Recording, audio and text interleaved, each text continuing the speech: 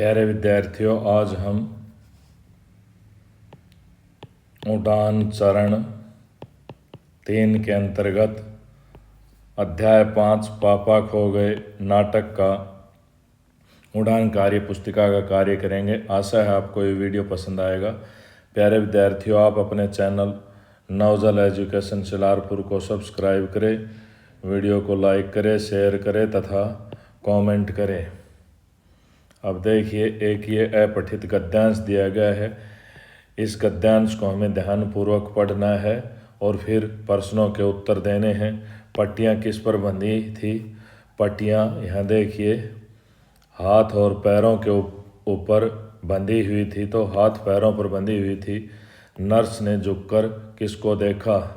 Nurse ने झुककर ये रहा बिंदु को देखा। चाची ने बालों को सहलाते हुए क्या पूछा? चाची ने बालों को सहलाते हुए पूछा, बेटी ज़्यादा तकलीफ तो नहीं है?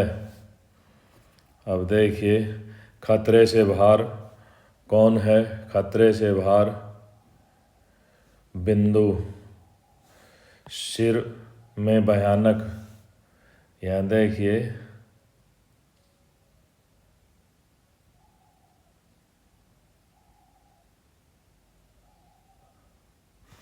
भयानक आ जाएगा। पीड़ा हो रही है। रिक्त स्थान भरने हैं। चोट लगने पर सबसे पहले हमें क्या करना चाहिए? चोट लगने पर सबसे पहले बर्फ़ से सेकना चाहिए, इससे सूजन कम होती है।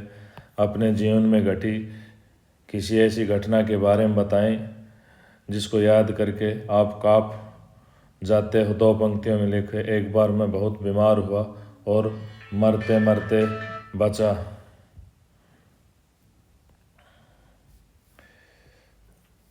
सावधानी हटी, दुर्घटना घटी। इससे आप क्या समझते हो? अपने शब्दों में लिखिए। यदि सावधानी से गाड़ी चलाएंगे तो दुर्घटना नहीं चलाएंगे तो दुर्घटना हो सकती है। अगर आपके सामने किसी का एक्सीडेंट हो जाता है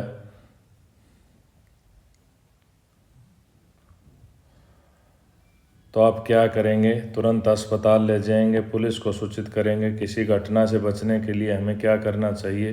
किसी भी घटना से बचने के लिए हमेशा सचेत रहना चाहिए। फिर ये एक अपठित गद्यांश दे रखा है गतिविधि 2 में।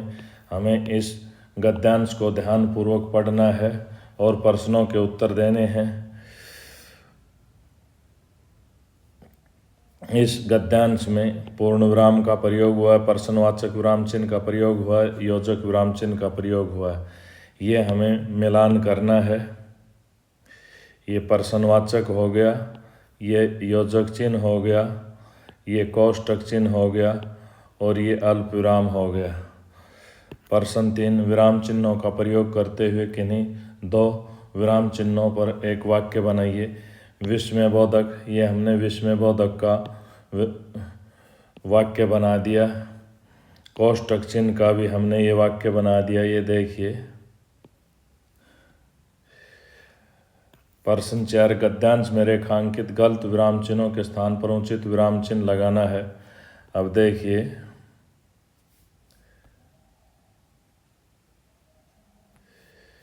ये गद्यांश है, उसको हमने रीराइट कर दिया है, दोबारा लिख दिया है। 2 लड़के बाग में खेल रहे थे, यहाँ विराम चिन्ह लगा दिया। तभी उन्होंने एक पेड़ पर जामुन लगे देखे, उनके मुंह में पानी भर आया, यहाँ विराम चिन्ह लगा दिया। वे जामुन खाना चाहते थे, लेकिन यहाँ वह आ रहा है, वह की जगह वे आ जाएगा। पेड़ बहुत ऊंचा था, यहाँ विराम चिन्ह लगा दिया। अब कैसे जामुन खाएं? यहाँ विराम चिन्ह लगा दिया। समस्या बड़ी विकट थी, यहाँ विराम चिन्ह लगा दिया। अब देखिए, वाक्यों को पढ़कर उचित विराम चिन्ह का चयन कीजिए। आप चिड़ियाघर किसके साथ घूमने गए?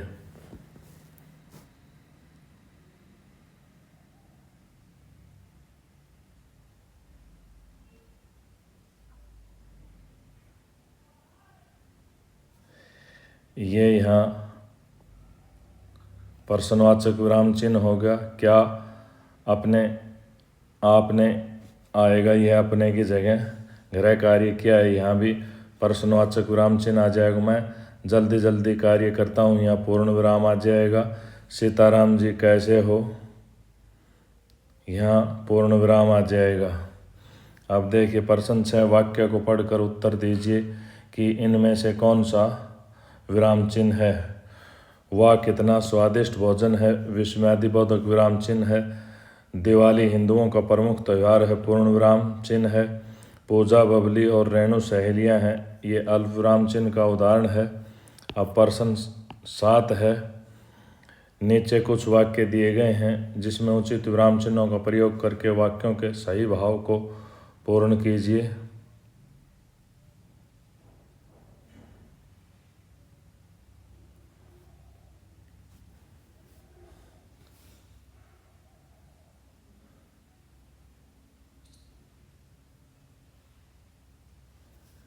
तो यहाँ देखिए, सूरज धीरे धीरे ढलने लगा, ये हमने पूर्ण विराम चिन्ह लगा दिया।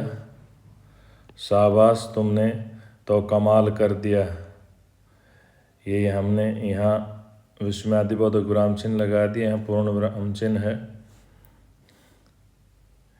अब यहाँ तुम मुझे खून दो मैं तुम्हें आज़ादी दूंगा, ये विराम चिन्ह लगा दिए।